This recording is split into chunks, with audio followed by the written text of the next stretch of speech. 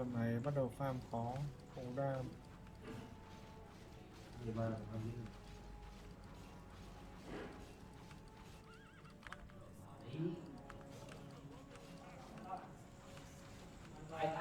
Em lên 15 là 20 đấy.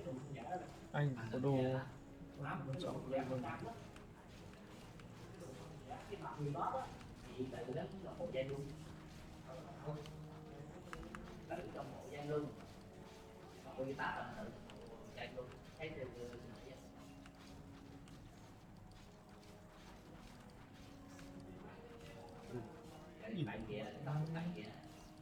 Đéo thì máu á.